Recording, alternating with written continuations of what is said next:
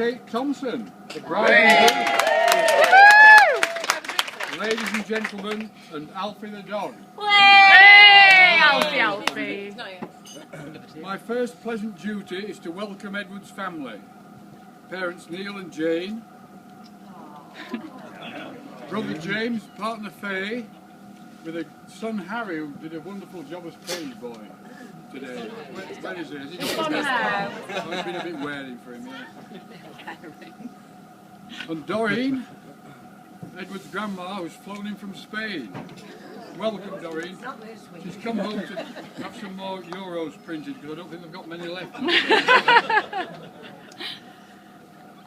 Uncle Chris, who's flown in from Amsterdam. Can't spot him, there he is. And Uncle Ronald and Auntie Katie, who have made it all the way from Cullingworth. But I hope we'll fight the jet lag and stay awake during my speech. I'd also like to welcome Kate's Auntie Carol. Oh, that's my sister. Auntie Alice, Uncle John and Great Aunt Peggy. Who turned 90 this year, but is still planning to hit the dance floor later, and Doreen might join her, knees permitting.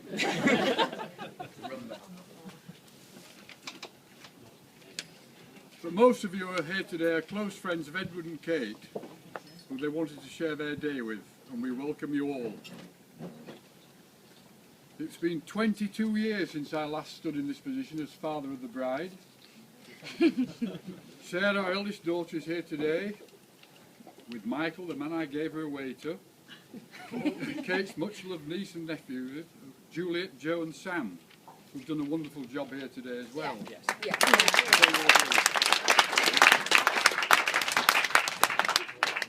I actually did say, I looked at the speech which I'd written for Sarah's wedding, and I actually said that I'll be back here in 2011 for Kate's wedding, so I wasn't very far out there, was I? They joined us from Monaco, a wonderful place to live, but very difficult for us older people to cross the road when the Grand Prix is on.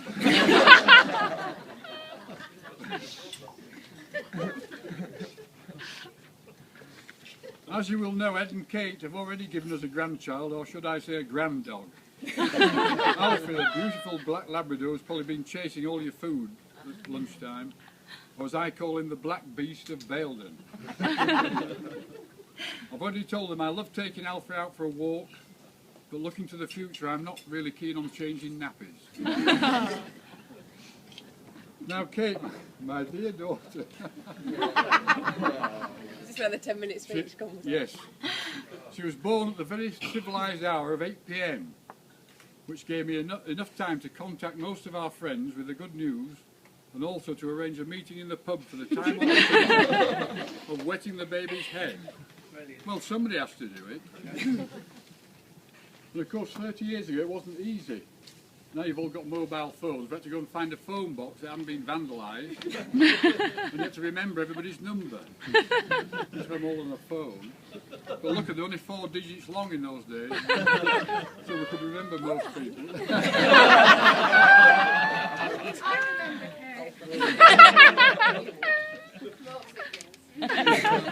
When Jane brought Kate home, we were apprehensive that our Springer Spaniel Emma might be jealous when this small, noisy creature came into her domain.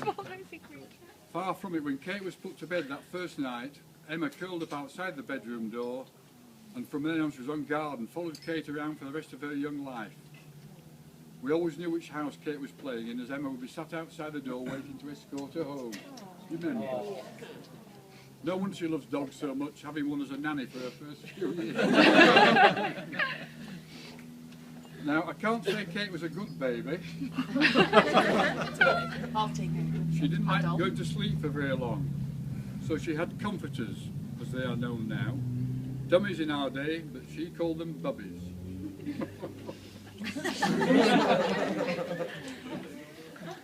She had to have 2. One to suck and one to stick on her little finger, which used to wiggle it and mesmerise herself to sleep.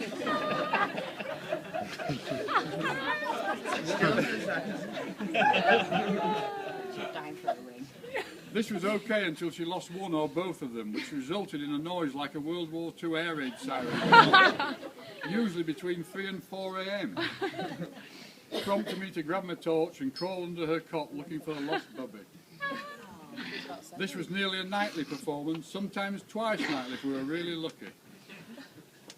It was amazing. Their use came to a swift end when the airline lost our suitcase returning from Portugal, and we told Kate that her stash of bubbies was inside. And she never asked for them ever again. Oh! Well, I'm sorry for the lie, dear, but you were about four at the time. It says 4. So you weren't 7. Like 25 now. 21. You still got one. Now the next page. When she started school at Guiseley Infants, she went into her wearing pink phase. Some of her favourite items were vests with a pink bow. Woe betide if they're all in the wash. The air raid siren would switch on again. Her face would go purple. Pity didn't go pink, we might have got her to school on time. But Kate enjoyed her days at the infants and middle school, where she made some lovely friends, several of whom are here today, including Emma Martin, who's flown in from the French Alps. Well done, Emma. Then the move to her senior school also marked the start of her ladette phrase. During this time, Ed told me that they went out together for about a week. Then she dumped him. Boom. It's awful. Anyway. But I think Ed's card must have been marked for future reference, as today has proved. Got her in the end, eh? It's been lovely to see Kate and her friends grow from being immature young girls to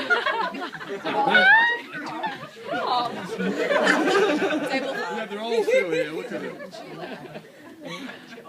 They spent most of the night, they had these birthday sleepovers and spent most of the night with their heads in buckets being ill, to being sophisticated young ladies celebrating birthdays by going out to dinner. But I still think the end result was heads in buckets. Happy days. Oh, and Jane reminded me of Kate's quaint custom of inviting the girls round on Friday nights for drinks and light refreshments. The latter just consisted of the sickliest sweets you could ever imagine. And we see there's a table full of them here today. Old habits die hard. I don't know where they are, but somewhere. They're there. So girls, you know where to go. Like refreshments. Hardcore vodka, wasn't it? And watching me getting ready until 10. 3 fun years at Newcastle brought her a degree in communications. No surprise there then, Kate.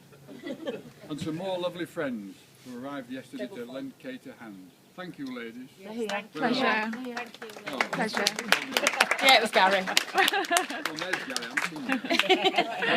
You don't recognise him. I didn't recognise you before. That's another story. It's a good story. Pleasure as well. When Kate and Ed eventually got together, the timing wasn't exactly ideal. She just booked her ticket to go travelling the world. But luckily she abandoned the trip in Australia and came back so they could set off together. And what has since proved to be their life's journey together. That's lovely. Ed and I have both grown to love Ed over the years, and they've been together, and delighted that he's now officially part of our family. And we love his family as well. Oh,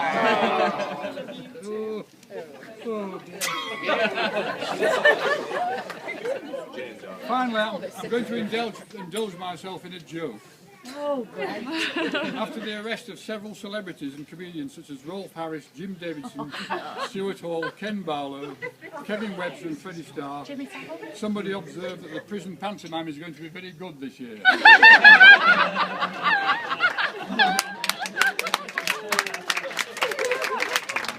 Now, ladies and gentlemen, it gives me great pleasure to ask you to raise your glasses and join me in a toast.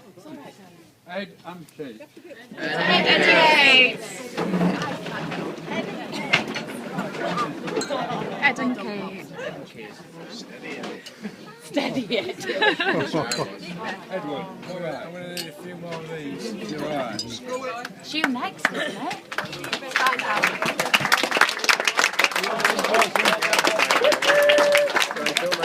clock, it's 20 past 4, like.